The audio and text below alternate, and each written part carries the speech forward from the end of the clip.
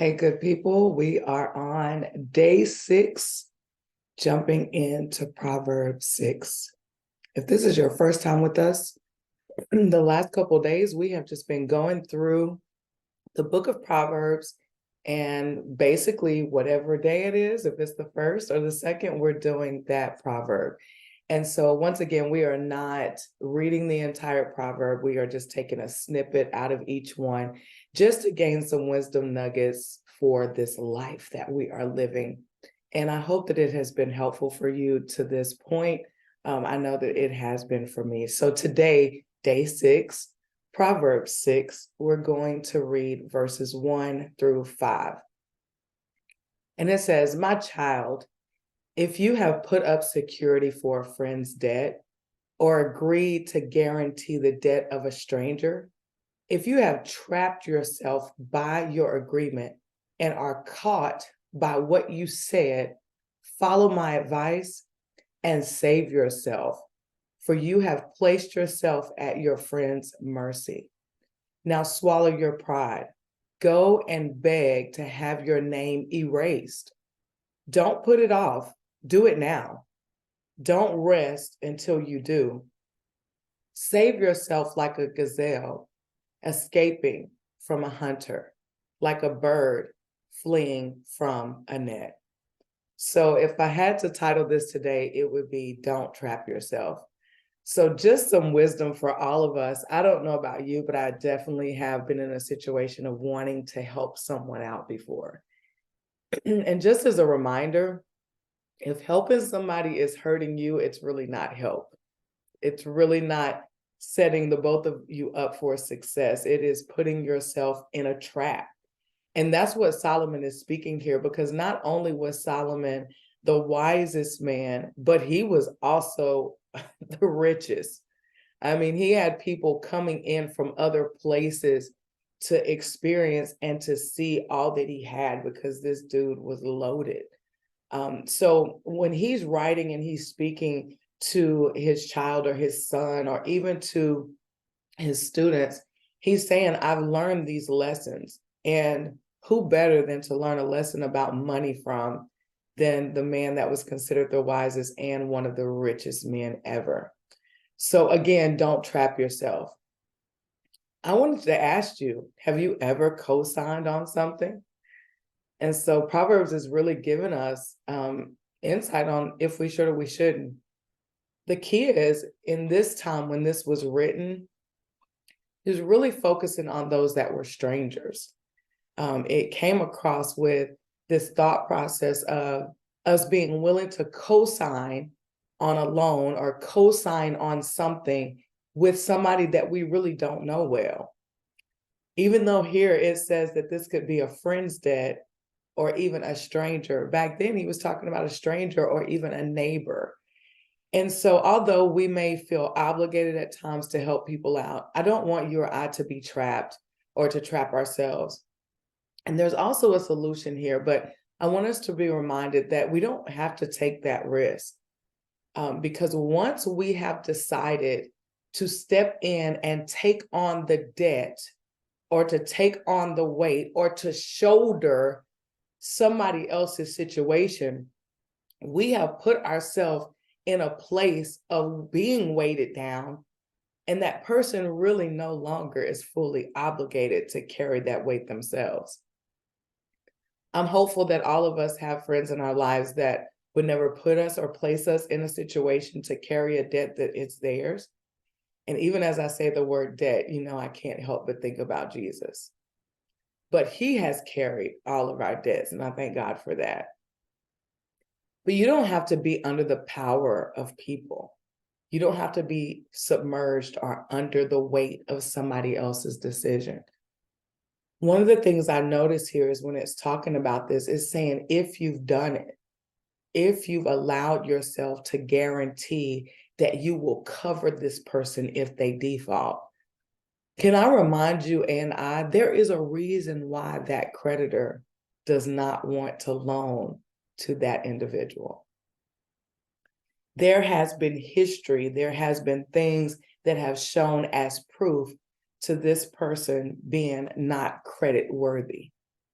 And I hope that you can even think in other aspects of your life as we focus here on debt.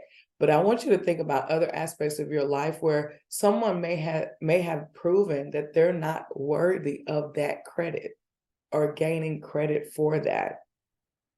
So I want to remind us that there's a question here. You or I co-signing for that person, does it really help? Does it really help? Because if the creditor is saying that their history has proven that they won't come through, they won't follow up, they won't pay what's necessary, it's basically the lender saying, I have no confidence in this person's word. Man. So does it really help if we put our name to something that we were not even bound to, but once we place our name to it, or as it says here in Proverbs, once you make an agreement and you are caught with what you said, because we know in the times that they were writing this and at the times that this was happening, a man's word was bond. We know that we live in a different day today. It's hard to find people that their word really means something and that it holds weight. But back then, that's why it's saying that this person has been trapped or snared by their own words because they committed to guarantee the payment of something that somebody else has control over. So I asked the question, does it really help? Also, if you're co-signing for somebody, we have to be ready that we are implicitly agreeing. We are saying, I agree that they're going to pay this. But you're really agreeing to say you're going to pay it. Because studies show that almost 40%, if not more now, this is an older study, but it shows that 40% or more people that co-signed ended up being responsible for it. And then lastly, I asked the question, can't this jeopardize the relationship? Whether it is with a parent, whether it is with a friend, whether it is with somebody you are dating. And I know we all have in our heart to want to help people out, help people over. But I also want you to ponder and question, because here in Proverbs, it gives us an understanding. Not only does it tell us that don't get caught up with your own mouth, don't let yourself get locked down or weighted down by the stress or the debt or the weight of someone else. But then it says, I want you to follow my advice and save yourself. Solomon says, if you get into this space that you've placed yourself in, which now we're under the mercy of that person or of that creditor, he says, swallow your pride and go beg to have your name erased. Do what you got to do to get out of that agreement. And I know everybody's not going to agree with this, but that's okay, because I'm reading this straight from the Word of God. This principle is saying, do what you got to do to get from under that weight, because you and I have no power or no control of what tomorrow looks like. So today you might be like, it's cool, I got your back. You don't know what's going to be your situation when it's time for that to be paid.